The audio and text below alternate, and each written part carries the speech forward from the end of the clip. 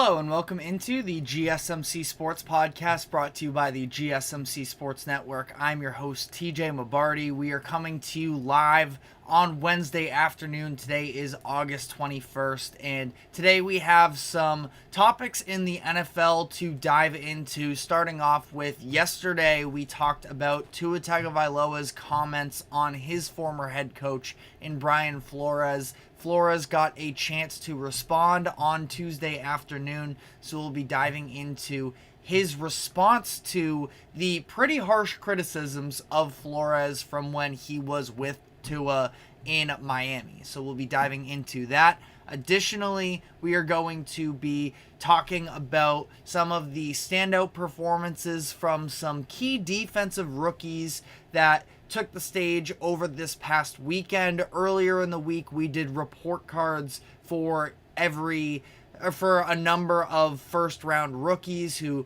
got some key playing time. Today, we're going to be doing the same thing, but on the defensive side of the ball. So we will be hitting on that. We will then be talking about the Carolina Panthers as we continue on our NFC South preview. Today we're going to be breaking down the Panthers situation with their new head coach in Dave Canales, the moves that they made in the offseason to try and jumpstart their organization, and we're additionally going to be diving more in depth into whether or not the Panthers will be able to restructure and fix the overall developmental track for Bryce Young after what was a pretty abysmal rookie season. And then finally, we are going to end off the show with a little MLB note and talking about whether or not it is time for the Pittsburgh Pirates to officially shut down star pitcher Paul Skeens for the season. So a whole lot to dive into, but before we get to all of that, just want to remind you all to like, follow, subscribe wherever you keep up with us. To any of our viewers, be sure to use the comment section to give us any of your thoughts on the latest happenings in sports, whether it is just a quick comment, a question that you may have, or anything else. Be sure to use that comment section as we try and make this show as interactive as possible here at the GSMC Sports Network. We really appreciate any sort of collaboration and interaction we can get with you. It helps make us who we are, so anything would be greatly appreciated there. Additionally, now on YouTube, you can use the super chat button to leave a tip or donation, get your comment to pop up on screen, and become a bigger part of the show, and anything would be greatly appreciated there. We're going to start off the show by diving into the comments made from Tua Tagovailoa that aired on Monday night. He had gone on an interview of the Dan Le Batard show, and he was very critical of his former head coach and now current defensive coordinator of the Minnesota Vikings in Brian Flores for his coaching techniques. And obviously, it's a big conversation in modern sports of the cautelization of some of these young stars versus pushing them and getting the most out of them by being their coach as opposed to their friends. So there's a lot of conflicting philosophies that are in the sports world nowadays. Flores growing up not growing up, but at least maturing as a coach on the staff of Bill Belichick, he definitely learned that hard love can be what's most beneficial at times when properly executed. And I think that he carried that a little bit too much into his tenure with Miami. It didn't help that behind the scenes, it sounded like he was pretty adamant that he wanted the Dolphins in 2020 to draft Justin Herbert. Instead, they passed on him, went with Tua Tagovailoa. And at that point, Flores just seems like took it very personal and ended up taking it out on Tua, even though it wasn't his fault that the organization decided to draft him instead of Justin Herbert. So Tua threw out a bunch of, he was mostly speaking in hypotheticals, but he was asked to compare what it was like being coached by Brian Flores versus Mike McDaniel, his current head coach. And basically, he boiled it down to, and he was saying that if I told you that you sucked at what you did every single day and that somebody else deserved this opportunity more than you, then you would probably start to let it affect you as well. And, paraphrasing there, but that was the gist of what Tua was talking about. And he even used the words terrible person, again, in a hypothetical situation when he was talking about if you were the president of the United States and you had a terrible person telling you all of these things every day, you'd start to believe it at some point. And while I don't think that Tua was fully going after the character of Brian Flores, it was very clear what he meant behind it and sort of his underlying feelings on his tenure with Brian Flores. And it was a rocky start. We talked about the numbers yesterday. Tua under 200 passing yards per game in his first 2 seasons under Flores. Since then, he's over 270 passing yards per game. And last season, he just led the league in passing yards. So obviously, some of that is just the natural progression and development of Tua from year 1 to year 4, but it's a little bit more than that as well, obviously, when you talk about Tua, and he's been vocal about it in the past, that his confidence was at an all-time low coming out of that 2021 season, and since then, Mike McDaniel has been very adamant about trying to empower Tua and get his confidence back up, restore that so that he can make the plays on the field. Because as we know, the mental and physical connection of your body is a massive part of being an athlete. So it's very clear to say that the coaching style of Mike McDaniel is much better than, for Tua specifically, than what Brian Flores was. But Brian Flores, he heard all of the noise that took place. Again, this all coming out Monday night. On Tuesday afternoon, Flores spoke to the media following all of this, and he sounded pretty sincere. And when he addressed the media, he talked about how it hit him hard, it did not hit him in a positive light, and that he is going to try and use it to better himself moving forward from here.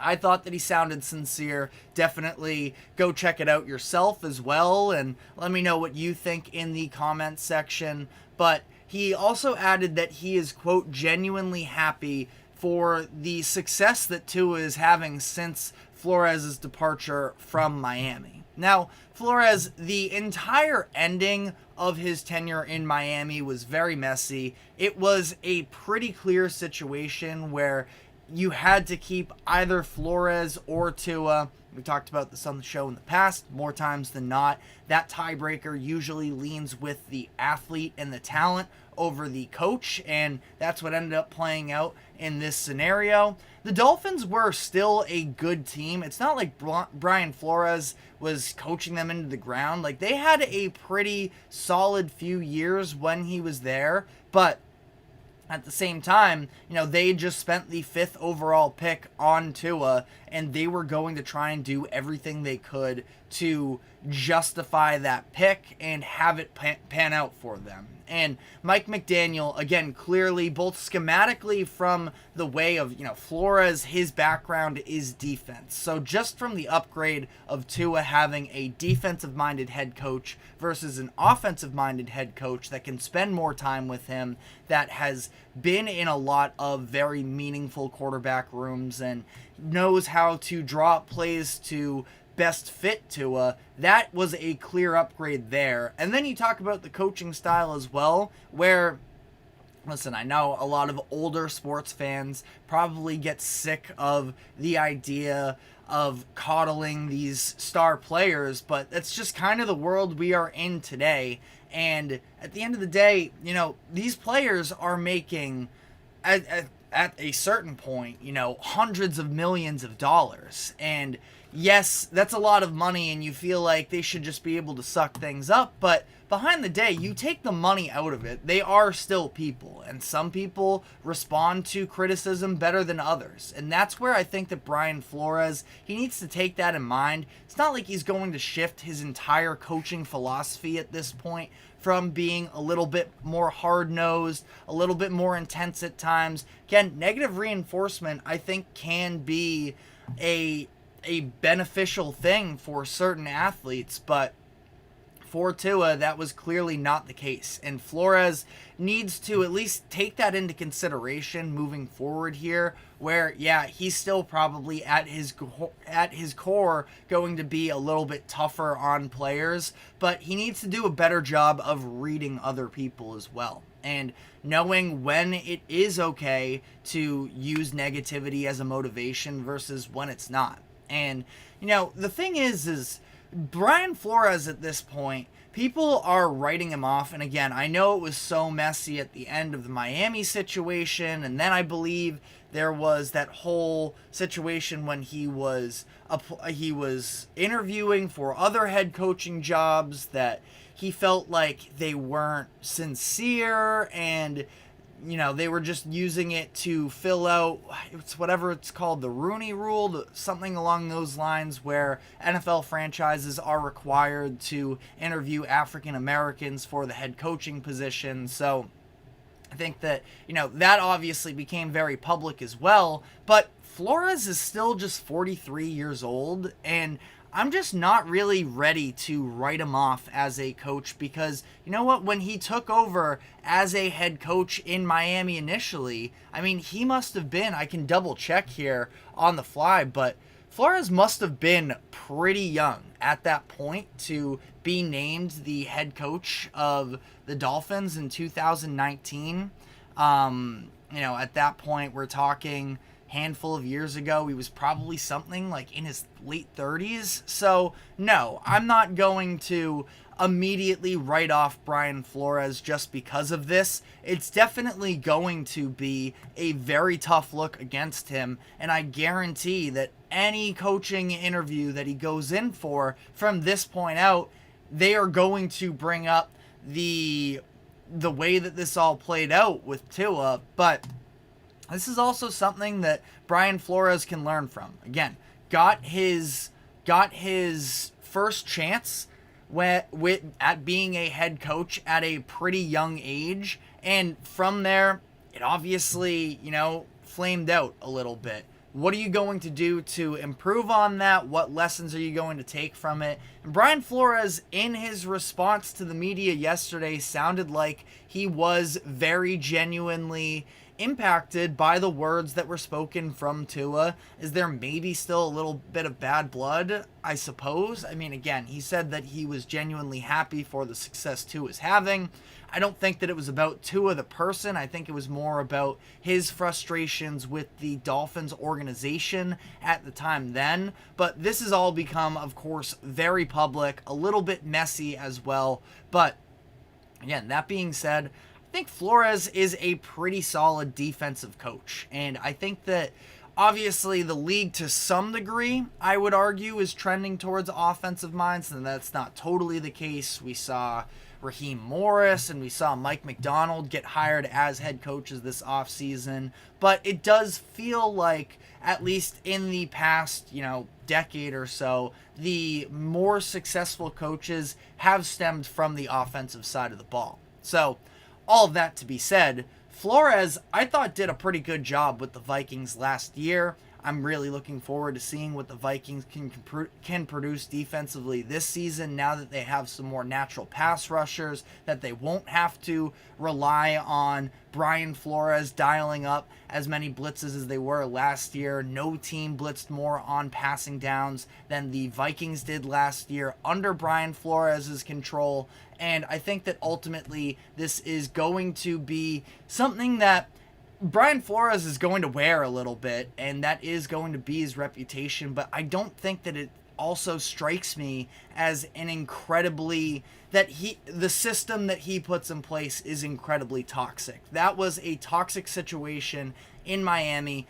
I would like to think that he's matured from there, taking some years here as a defensive coordinator, and I'm definitely not penciling him into getting another head coaching opportunity. He'll have to prove that, especially after all of this noise. But I think that, again, at such a young age, Flores, this could be something that, honestly, in the long run, and especially with this all becoming so public, does benefit him from the way that he approaches coaching, and not just the schemes, because, again, I think that he is capable of doing that. But in terms of, if you are going to be a head coach, leadership is a massively important thing, of course, comes with the job, and Flores is going to need to improve on that front in order for him to get another opportunity. But let me know what your thoughts are in the comment section. This obviously isn't a black or white conversation. There's a lot of gray area involved here, and let me know as well if you think if Brian Flores can ever get another chance, because I do think that he has a lot of time to sort of redeem himself in the NFL world. But we are now going to be taking our first break of the show, and when we come back on the other side, we are going to be handing out grades to some of the highest drafted defensive rookies from the 2024 class based off of their play in week 2 of the preseason. So we will be diving into all of that, but first we will be taking a quick break. Do not go anywhere. We will be right back. I feel like I'm losing my mind. Is everybody in the world blind? Please, Lord, give me a sign, a sign. I feel like I'm losing my mind. Is everybody in the world blind? Please, Lord, give me a sign, a sign.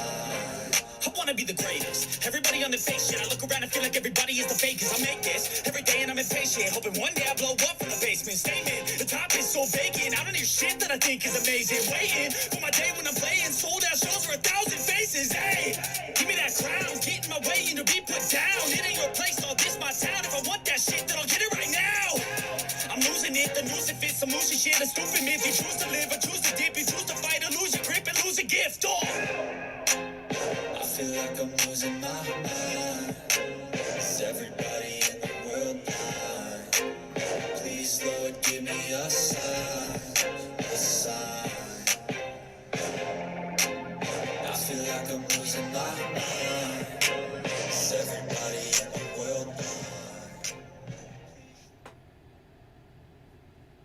Welcome back into the GSMC Sports Podcast, as we are now going to be reflecting back on this past weekend of NFL preseason games as we're recording this on Wednesday. I know we're a little bit delayed in it, but I wanted to make sure I was doing my due diligence, because I don't want to just be handing out grades by looking off of a box score or anything like that. When we are talking about the NFL preseason, more than anything, it is about the process versus the results. So somebody might only have one tackle, but if they are impacting the game further from there, and there's one player specifically on this list that I would put in that category, I wanted to make sure I actually took the time to watch every single snap of each of the players that I'm going to be diving into. Now, that being said, we did offensive players on Monday. Today we're coming to you with defensive players, and specifically fixating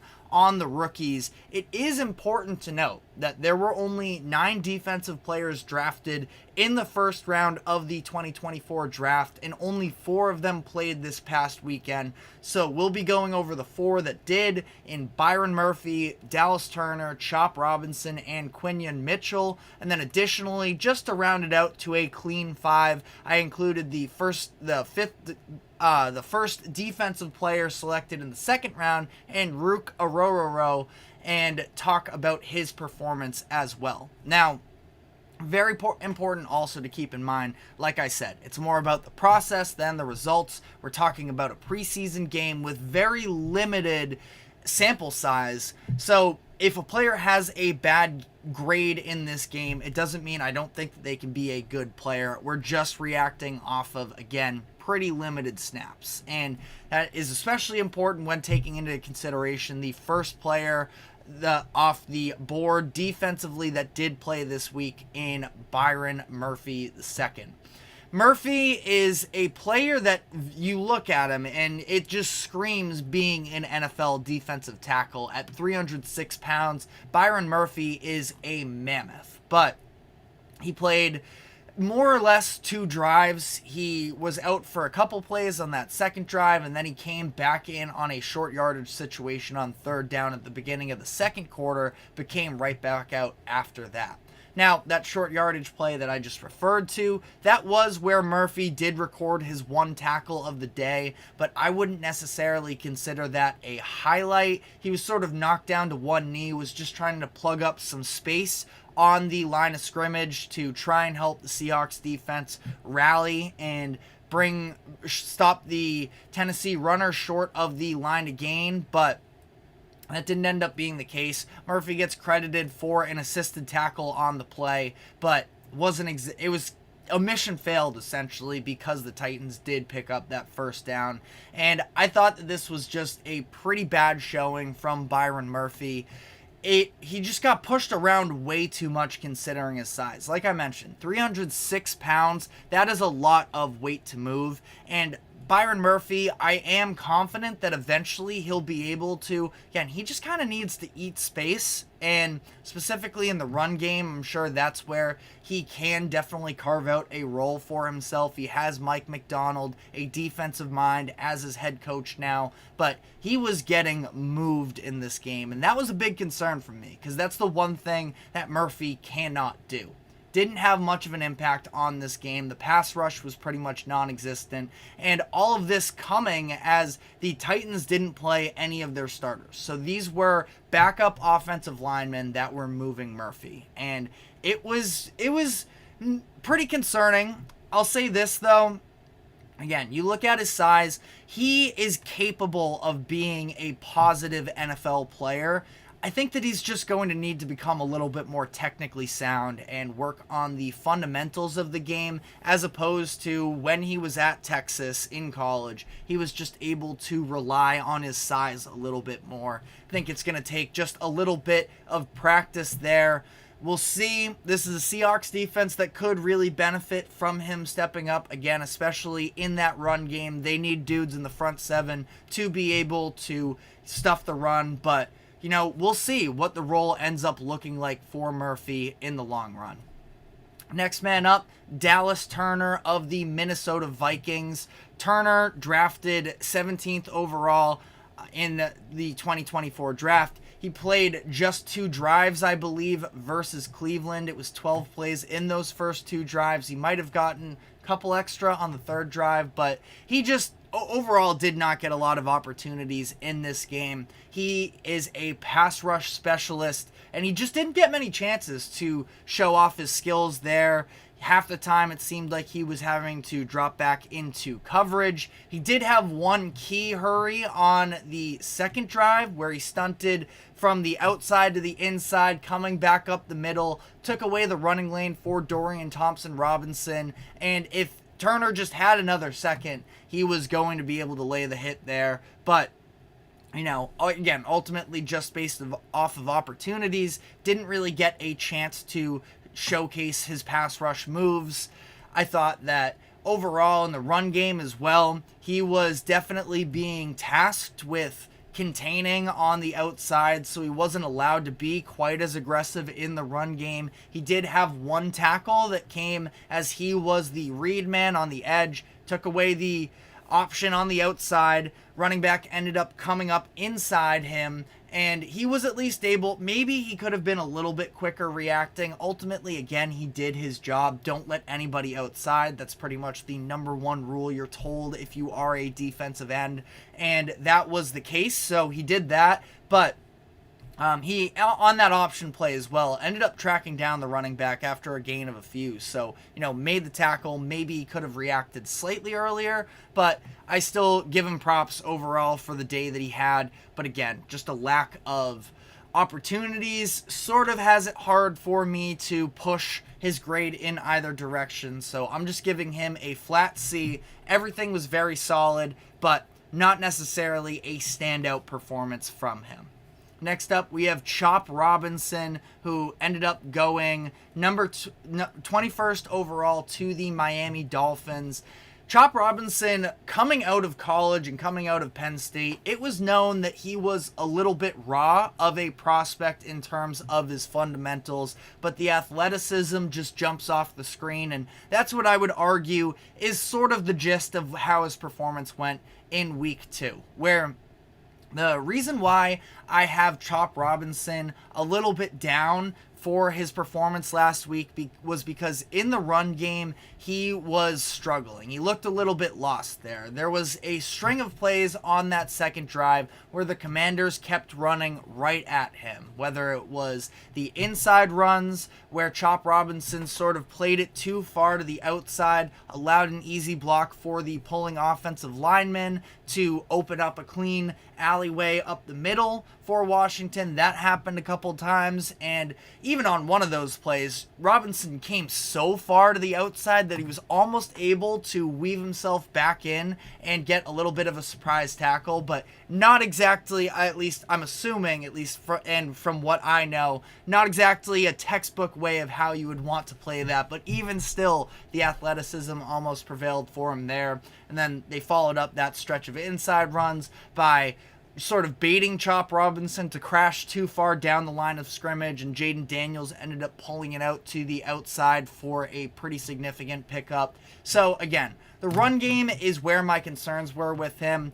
His strength is being a pass rusher, and he didn't get quite as much of a chance to display that. He did have a free rush on third down that he was able to help hurry Jaden Daniels into an incompletion there. Again, with that athleticism, the big play that he did have in the run game, he was able to sort of shoot the gap in the offensive line and make a play in the backfield on his final drive of the game. Ultimately, maybe I'm being a little bit harsh. It's not totally fair to him because, again, I don't think we got to see all too many opportunities with him being a full-blown pass rusher. But overall, I think that Chop Robinson has a lot of room to grow, and that athleticism is what you want to key in on if you are a Dolphins fan and you want to have hope in Chop Robinson. Final first-round rookie we have is Quinyon Mitchell, the cornerback for the Philadelphia Eagles, who I thought was very solid in this game, where he played the entire first half for the Eagles. He got a lot of different experiences going from the outside to the inside. He started the game where he is probably going to be seen on this Eagles defense for the majority of the year at the nickel position, lining up on against the slot receivers. So that's where he started the game. The Eagles did sort of toy around with him at different positions. Second drive, he was sort of splitting time from when there were just 4 defensive backs on the field. They put Mitchell on the outside. They would bring in another man and sort of bump him to the nickel position. And then on the third drive, he was solely on the perimeter. So again, just different defensive alignments for Quinyon Mitchell as the Eagles are trying to evaluate what they have in him.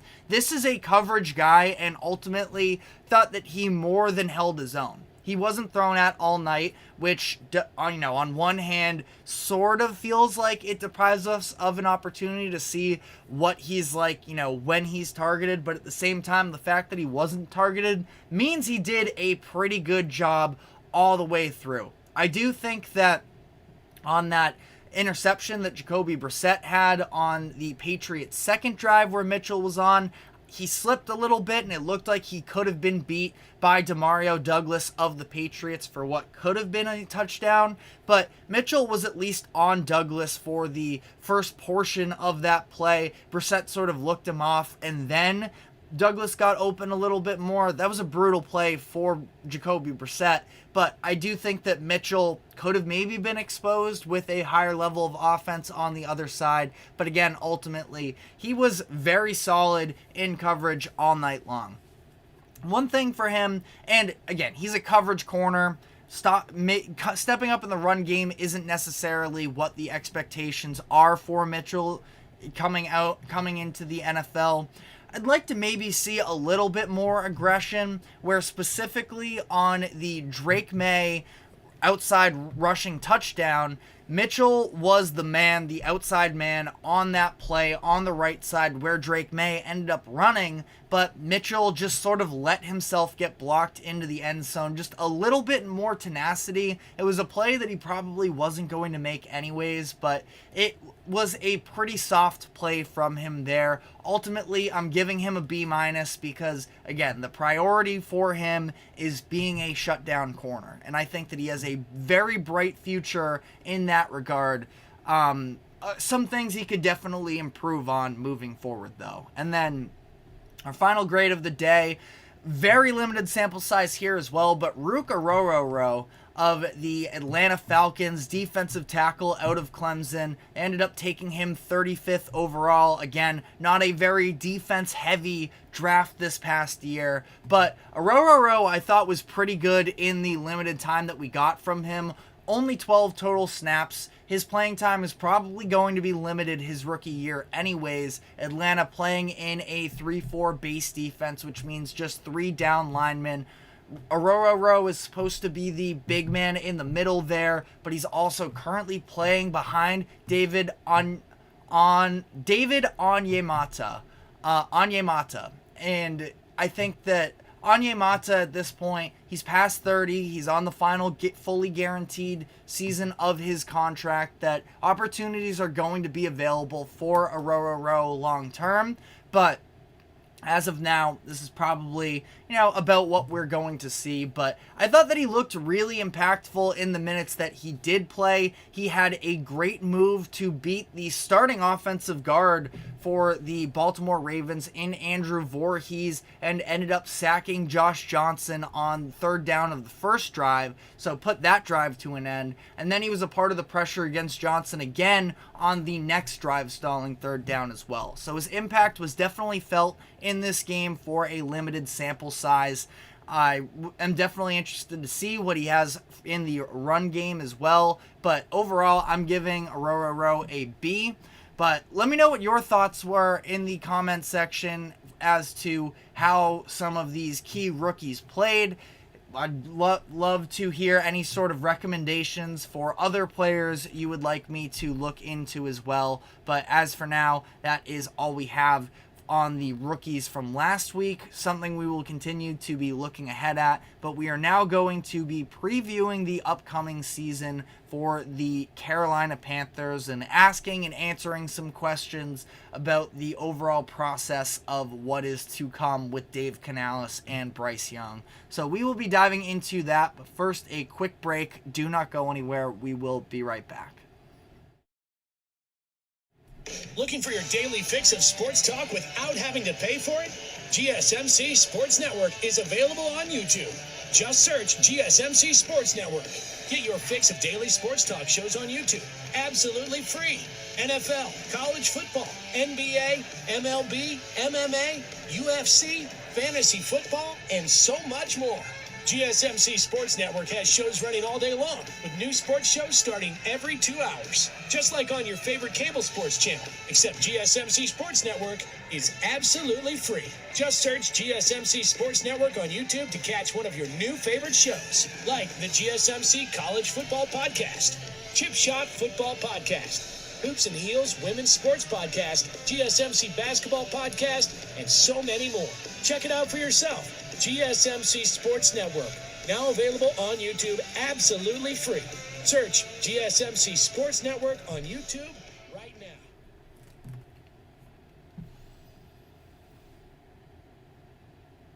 Welcome back into the GSMC Sports Podcast as we continue on our previews for each team in the NFC South. Today we have the Carolina Panthers, who were the worst team in the NFL in 2023 and are hoping to build their way back up, because last year they didn't even benefit from having their own first round pick as well. That was sent to Chicago for the Bryce Young selection in 2023. So the Panthers definitely in a low spot right now, but they're hoping things can change there with the hire of Dave Canales. Looks like we have a typo there.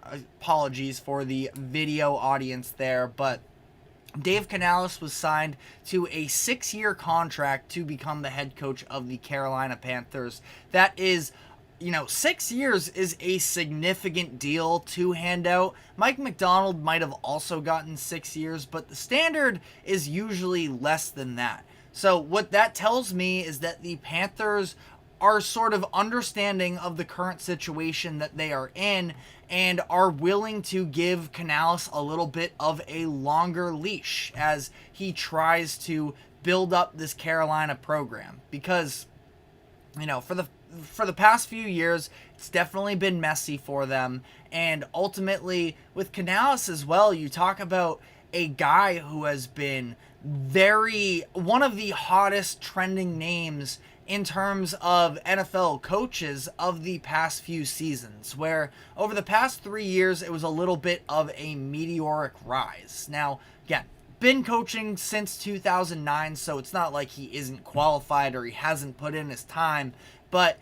feels like just coming off of the 2022 season, I started hearing the name Canales because of the work that he did with Geno Smith as their quarterbacks coach and their coordinator of the passing game, I believe he was. Then he was the offensive coordinator in Tampa Bay for just one season, helped out Baker Mayfield, and now he is a head coach. That all happening within the span of 3 years, or 3 seasons. And the last time I at least remember somebody on a rise that fast was when Brandon Staley was hired to be the head coach of the LA Chargers a few years ago, where he went from Denver's outside linebacker coach to the Rams defensive coordinator to the Chargers head coach in a similar 3-season span. And obviously that did not work out for the Chargers. So now here, I think with Canales, I have a lot more confidence in him. The very impressive job that he's done in terms of restoring quarterback talent, like I just mentioned, with Geno Smith in 22, Baker Mayfield in 23, and the Panthers are desperately hoping that he can continue on that trajectory by helping out Bryce Young, after the Panthers traded up to get him with the first overall pick in 2023, was pretty disappointing with just 2,877 yards, 11 touchdowns, and 10 interceptions. Now, the common consensus, and rightfully so, is that Bryce Young was to some degree set up to fail a little bit because the roster was just abysmal around him. And running into last year with a 30-something-year-old Adam Thielen trying to be your wide receiver one, I think he was 32 last year, having him be your one, hoping that second-round Jonathan Mingo could also emerge for you. I mean, it was very ambitious, in my opinion, from the Panthers to sort of assume that this was the way that was going to, help Bryce Young emerge. And sure, they end up signing Miles Sanders as well in that offseason. I think they brought in Hayden Hurst. So they at least attempted to sort of cover up their holes on offense a little bit.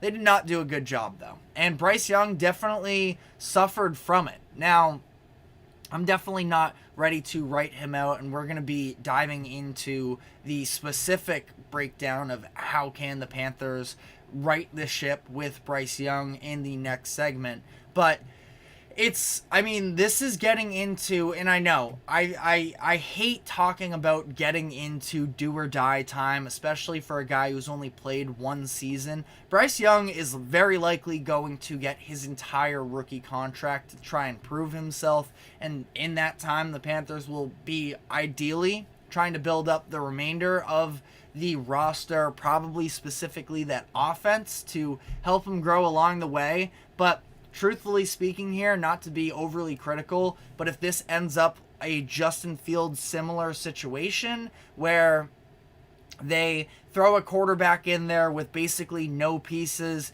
they are trying to make up lost ground over the next few years, and ultimately it doesn't pan out by the time that he needs to get paid, and ultimately the franchise decides to go in another direction. Just saying, that wouldn't shock me. Hopefully that's not the case, though, because Bryce Young was very good at Alabama. And I think that he does still have a lot of potential to come into his own, but Panthers have he has a lot of room to grow, as do the Panthers. Now, they did this offseason make a number of moves to try and give Bryce a better offense around him.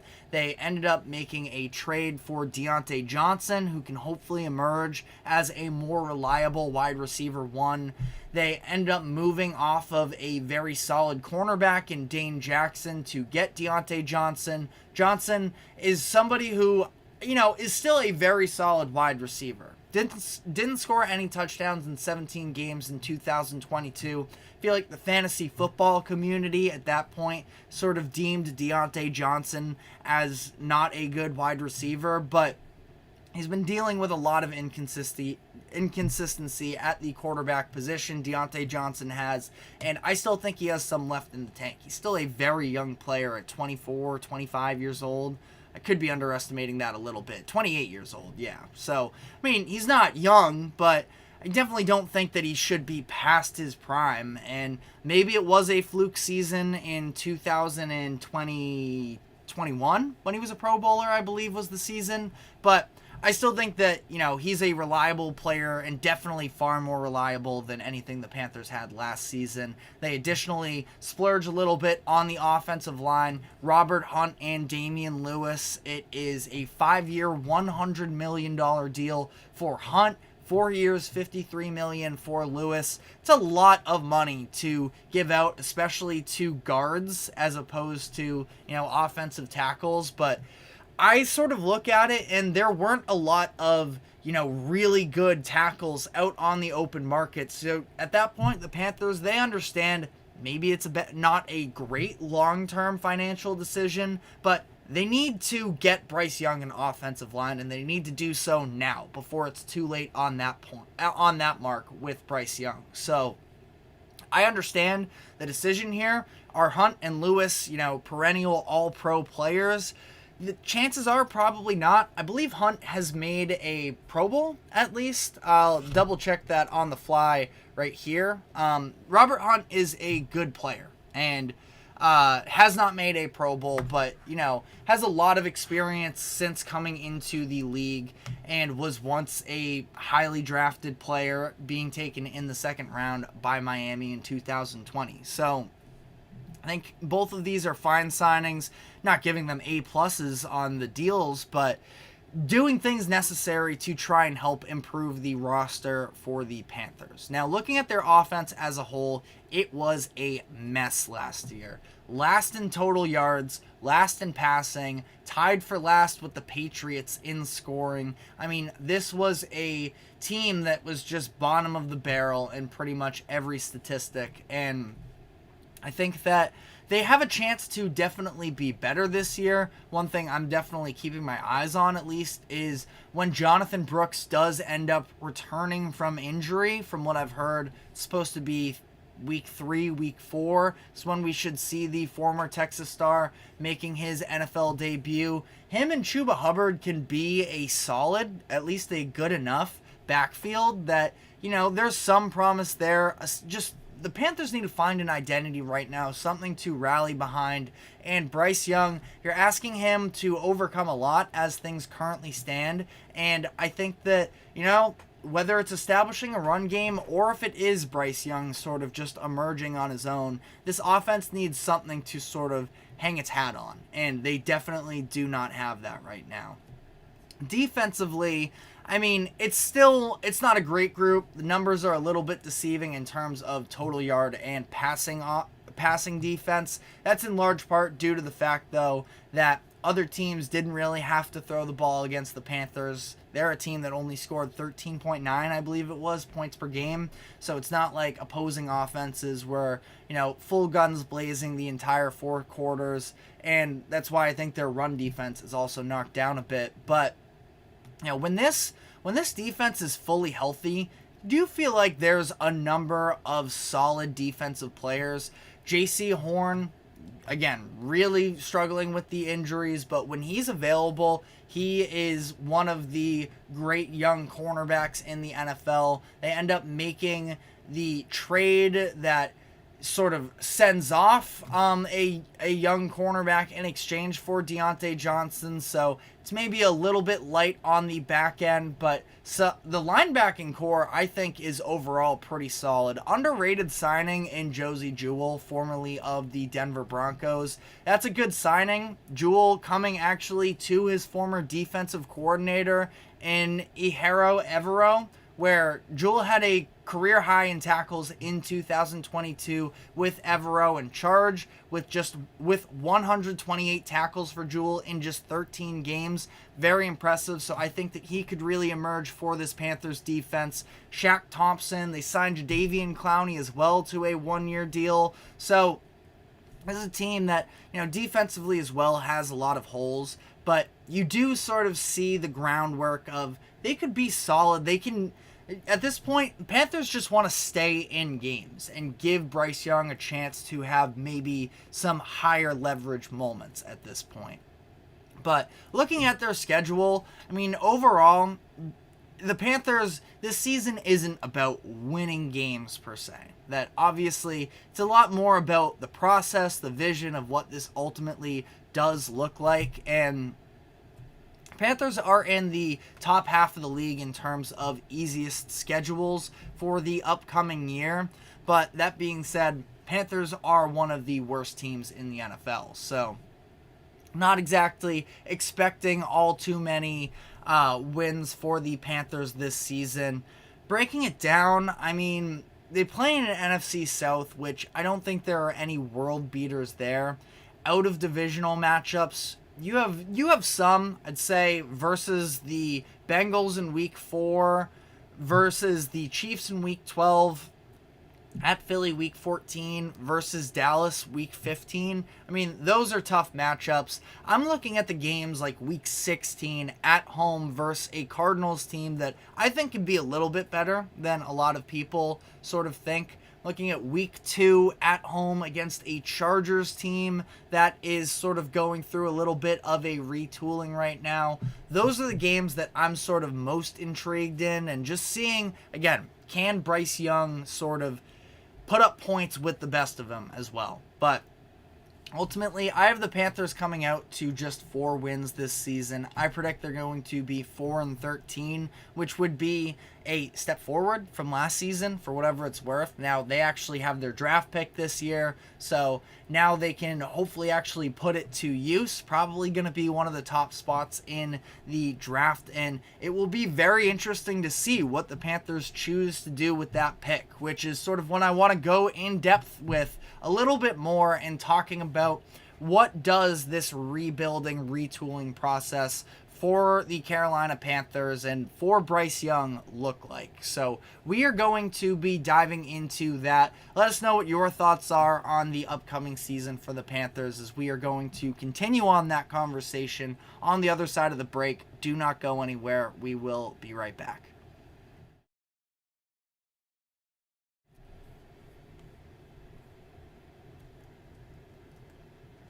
For the best and latest podcasts available anywhere, go to the podcast app on your cell phone and type in GSMC to access free content-rich podcasts on health and wellness, book reviews, sports, entertainment, relationships, social media, movies, technology, finance, and even weird news. Subscribe and download the GSMC Podcast Network's family of shows, available everywhere podcasts are found.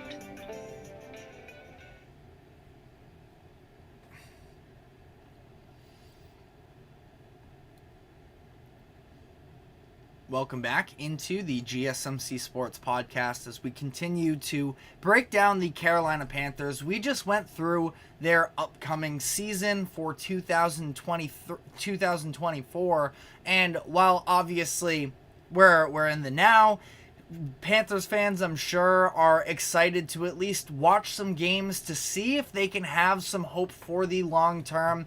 But ultimately, I think even the most realistic Panthers fan would tell you it's not about this season. It's about, how does Bryce Young look and where is this team headed? And I think that that's something the Panthers are going to have to take into consideration for the next few years, as they signed Dave Canales, who is a younger head coach who hasn't had a ton of responsibilities up to this point. Yes, he's still been on a coaching staff and everything since 2009, but only 1 year as the offensive coordinator. Before that was a quarterbacks coach, passing game director. So Canales has a lot of learning to do himself as well. But the idea is that, especially coming off of 2 seasons, one in Tampa Bay, one in Seattle, where he's helped out some former, first round. I think Geno Smith was a first round pick back in the day, but helping out a couple former first round picks and having them, turn in career seasons. I mean, that's definitely a win. Geno was a second rounder. That's right. But, either way, some reclamation projects a little bit, and ultimately, that's kind of what the Panthers are hoping for. Now they have a much more, a player that's still coming up that hasn't been discarded yet in Bryce Young, and they're going to try and maximize his potential in these next couple years. But they give Canales a 6-year deal, understanding that this is not a 1-2 season process, that this is going to take some time, and also that at the same time as well, the roster, along with Bryce Young alone, I mean, it just needs to sort of take a lot of steps in the right direction to be able to look like a fully functioning group once again. And obviously, not having their first round pick this past year really hurt them. They're getting back on track in the 2025 draft, and that is sort of where the eyes are on. It's kind of a loser mentality to some degree to be rooting for your team to lose games for better draft positioning. But you know what? I'm a Patriots fan, and I 100% was doing that last season as well, because I knew the season was just lost. And at that point especially, the Patriots had no direction. The Panthers at least should have an idea of what they can be with Bryce Young and Dave Canales in charge of the group. But it's about building up the personnel around Bryce Young, which is why just in the last segment I talked about, do I think that Damian Lewis and Robert Hunt are going to be good contracts for them long term? Probably not. I think that, Robert Hunt, Damian Lewis, both fine players, but don't think you're ever really going to get, Pro Bowl, All-Pro level production. I'd be shocked if we end up seeing either one of them turning into an All-Pro, but they're still both fine as well. And honestly, fine is an upgrade over what the Panthers had last season. Having some stability, knowing that, both of their deals were at least 4 seasons. The idea is to have some consistency, some stability, and some chemistry as well. So it's a step in the right direction. They already have Ikem Ekwonu at left tackle, so hopefully he pans out for them. A top 10 selection a couple years ago. Now it sort of dives into, well, who is Bryce Young actually throwing to? And Deontay Johnson, the Panthers decided to make a deal sending defense for offense, because again, it's not about this season in particular, it's about the long-term vision. So they end up sending out a defensive player to get Deontay Johnson. Is he a bona fide wide receiver 1? No, but he's also going to be their best wide receiver on the roster, most likely this upcoming season. Now, Xavier Legette, who they ended up trading back up into at the end of the first round, they're hoping that he can maybe emerge for them as well. Time will tell there. It's not that their receiving core is terrible. I mean, it's definitely not good. But, you have Deontay Johnson, Adam Thielen, Jonathan Mingo, who had a really disappointing rookie season, but the Panthers felt high on coming into the year at least, and Xavier Legette as well. So, finding a true wide receiver is going to be a big part of it. And then Jonathan Brooks, who they ended up taking, I think he was in the 3rd round this past year, 2nd round pick actually. He's still just 21 years old. So the run game emerging for Carolina would be very positive. And I sort of want to spin that into the conversation of, we're looking at the 2025 draft. What's the strategy for the Panthers here? Because, I heard earlier today I was watching the Herd with Colin Cowherd, and he was talking about the idea of, well, the Patriots, should they just play Drake May this year to see what he has, and if they don't feel good about it, move on from him and draft Carson Beck if Carson Beck has a good season? I think definitively no on that one, that it's a little bit more of a wait and see. But media outlets are going to start to throw around the idea, probably similar, about Bryce Young. Is it just time to press the reset button there? Because that's how that's how we have these conversations in football. But, ideally that's not the case. Ideally, Bryce Young can continue to develop, and the Panthers can simultaneously put pieces around him so that when he's full go, that the rest of the offense around him is not a liability. And that's why I think the 2025 draft is going to be very important for the Panthers to try and capitalize on, and make sure that they actually are able to sort of protect Bryce Young from, opposing teams and sort of his own developmental track. I think the biggest thing for him is getting an offensive line in front of him. Bryce Young, the very clear criticism of him is that he's too small, and definitely looked that way on the field sometimes, but we have seen short quarterbacks be able to have some success in the NFL. It's not going to happen if they're running for their lives and they have, 6'5" defensive linemen smothered in their face every single play. And this is supposed to be a pretty good offensive tackle class. There's the couple guys from LSU, Will Campbell being the star out of the group, but you have another one as well out of LSU in Emory Jones Jr. Those are the names I'm most familiar with, but I know there are some other people as well. Kelvin Banks Jr. out of Texas is supposed to be one of the top guys, and I think that offensive tackle is probably where the Panthers need to go most with their pick next year. There are other wide receivers as well that could definitely be interesting for them. Luther Burden, I believe his name is, for Missouri. He's somebody who is definitely going to be, at least an NFL caliber talent that I would be interested in as well. Just trying to picture of how this Panthers team is going to long-term build around Bryce Young. What are their needs?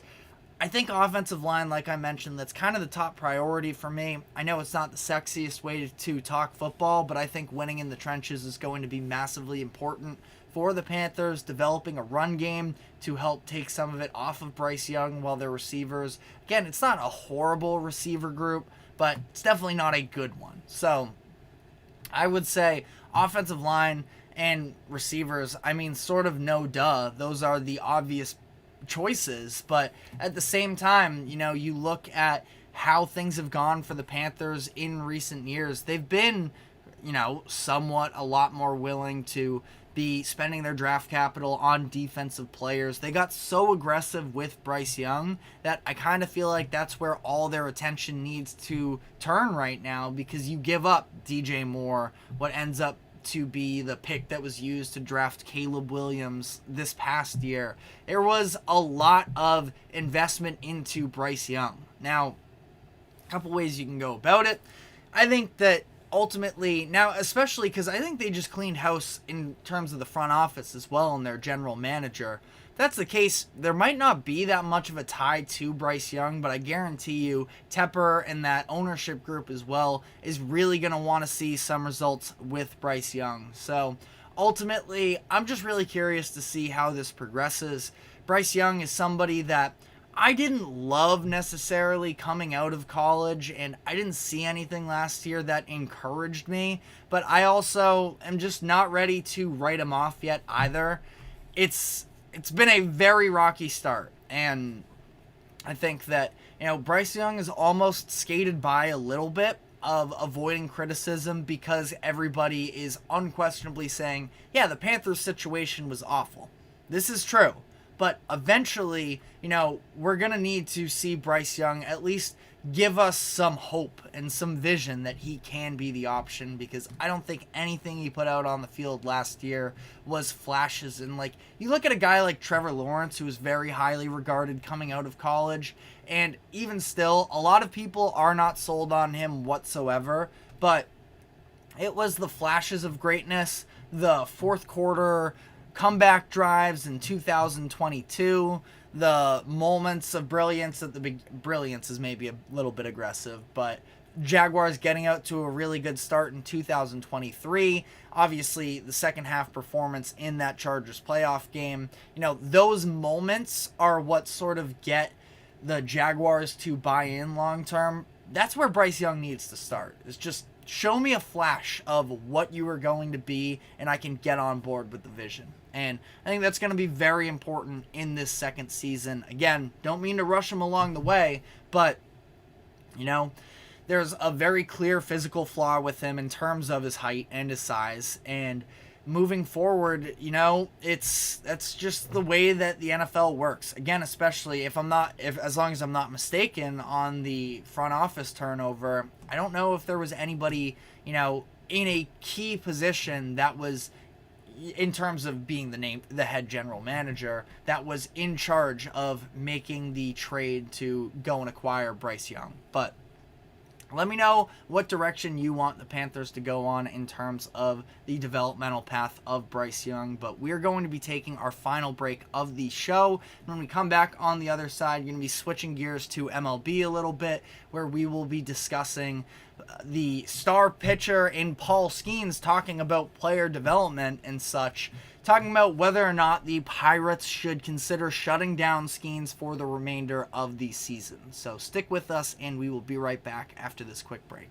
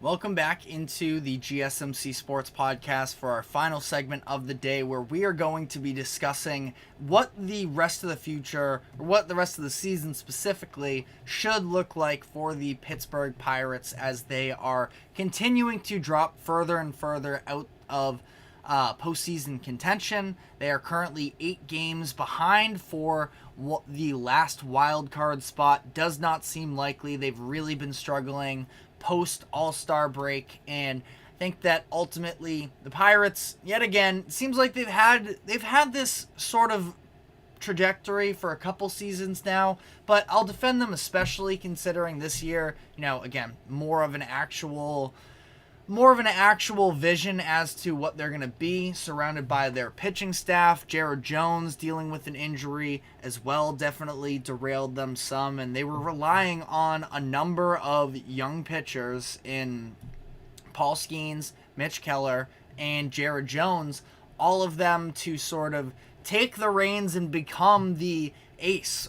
Each one of them, though, very young, and have not done this for extended periods of time, really, to the point where, again, you see injuries start to pop up, and they end up, sort of falling out of this race, to the point where I think that the Pirates should very much consider sitting Paul Skeens for the remainder of the season. Skeens is scheduled to pitch tomorrow, so not saying this is an immediate action thing. And honestly, letting him continue to go out there a little bit longer is not a bad thing by any means. I mean, he's at 98 innings pitched this season, which obviously isn't a little bit, but it's not a tremendous amount of workload that you don't feel like you can overcome from. But we've seen the velocity take a significant tick down for Paul Skeens in his recent outings. He hasn't been the same version of himself that we were seeing for so long with him. Now, again, a bad Paul Skeens start probably looks like what you got against the Dodgers the other, this was August 10th, so just a little bit over a week or so ago, where 4 hits, 1 walk is surprising.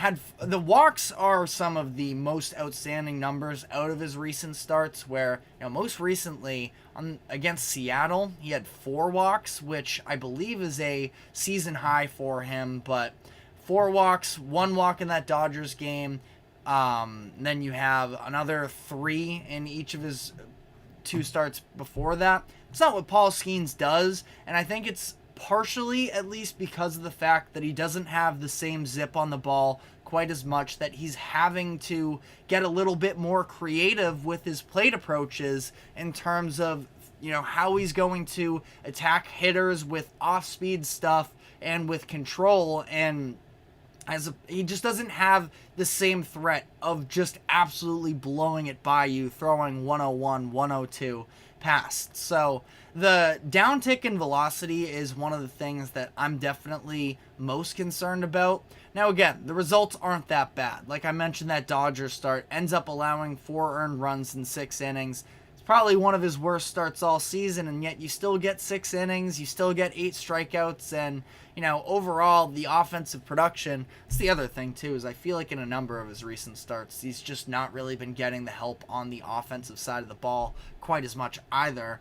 And the Pirates are just struggling, like I was talking about as well. So it's something to sort of consider as well. It's not like Paul Skeens, he's trying to go out there and pitch you to wins every single game, but when he's deteriorating a little bit, they were able to. They're still 7-2, or at least he is 7-2. I don't have the exact starts as to what the Pirates' overall record is within his 16 games, but I know one of them includes the game where he was pulled out of the no-hitter try in the 8th inning, right before the All-Star break. So that obviously, I just feel like at this point with Skeens, you kind of have to consider where you're at as an organization. I honestly don't hate, again, getting him a couple more looks out there, but at this point, what are you really benefiting from if you are Paul Skeens and the Pirates to continue to throw him out there?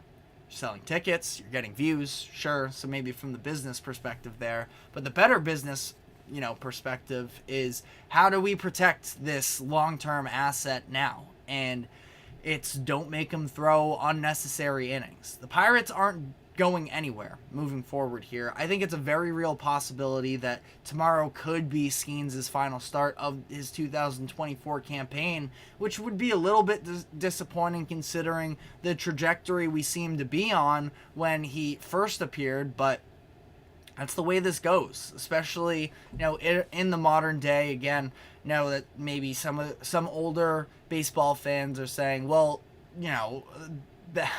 I'm not gonna attack a whole age group here, but just specifically thinking about my dad, he would say, oh well, back in the old days, pitchers used to go 8 innings every 3 days, and that's not what it is anymore. That's not how we go about this, especially as we try so hard as a baseball community to sort of reinforce the idea of stuff and velocity and speed and all of that takes a toll on the body. And if you're the Pirates, the worst thing that can possibly, the best case is that Paul Skeens looks really good for a team that's going to miss the playoffs. The worst case is he does some serious long-term damage to his arm, which would be a disaster. And I don't know, I just feel like at this point, there's really not all that much to benefit from. I understand Skeens just getting his arm almost used to it, because I know as a Red Sox fan, constantly monitoring, at least for my own, team, that monitoring, all right, well, Tanner Houck has been at a career high in innings pitched since the All-Star break, and he has, even though lately playing a little bit better, tangent there that I don't want to get on, but, for a while, he was really struggling. Cutter Crawford, you can say the same thing. As I'm sort of sticking with the Red Sox here, last night they played the Astros. Ronel Blanco, who's been one of the best pitchers in the American League this season, he's had 2 straight really bad outings for facing the Red Sox, and he didn't even make it through the 4th inning last night. So, having that benchmark of pushing it a little bit further down the line, I can understand that. I don't know if that's the most intelligent way to go about managing how many innings you are giving your aces, but it's at least, I don't know, maybe some way to look at it.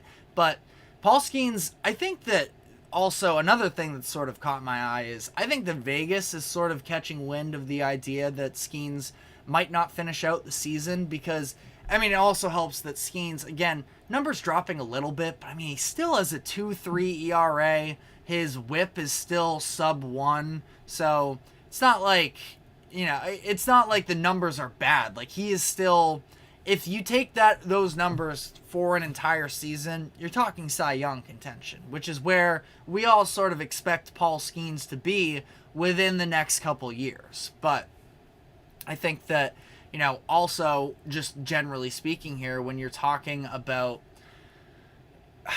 if you're talking about specifically sort of how this plays out for Skeens from here, and whether or not he would be capable of finishing out the season, seems less likely. And DraftKings, I looked earlier this morning on their website for National League Rookie of the Year odds, and Jackson Merrill is basically neck and neck with him. As I'm looking right now, Paul Skeens minus 120 favorite to win the National League Rookie of the Year award, but Jackson Merrill is now minus 10. He's been rapidly climbing over the past couple weeks. I know just a couple weeks ago he was at plus 400 on DraftKings. Again, now he's minus money, and he's just been crushing it for a Padres team that's been red hot. And, it's just kind of one of those situations where you have two, they were both all-stars this year in Jackson Merrill and Paul Skeens. So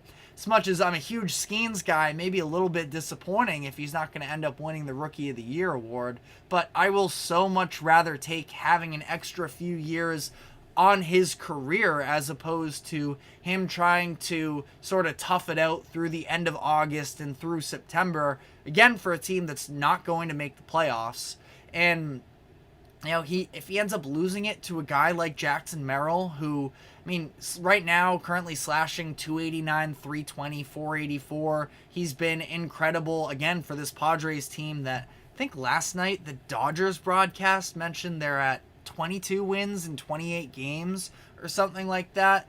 So that's not a bad candidate to at least lose your Rookie of the Year standing to in that case. But, let me know what your thoughts are in the comments section. Let me know if you think I'm being soft in terms of this. I'm not trying to baby Paul Skeens. I'm just trying to do the risk to reward benefit here. And I just don't really see the argument why you continue to throw Paul Skeens out there all that much longer. With his start tomorrow, unless anything crazy goes down, he's going to hit 100 innings pitched on the season as a whole. Kind of feel like ending it in August, not a bad idea. But again, let me know what your thoughts are in the comments section as to how much longer Skeens should go. But that is all the time we have for today. Thank you very much for tuning into the GSMC Sports Podcast. Thank you to the GSMC Sports Network for allowing us to host this show. Remember to like, follow, subscribe wherever you keep up with us. Be sure to check us out on social media as well for more exclusive short content. And we will be back tomorrow, same time as always, at 2 o'clock p.m. Eastern. We will see you then. Take care.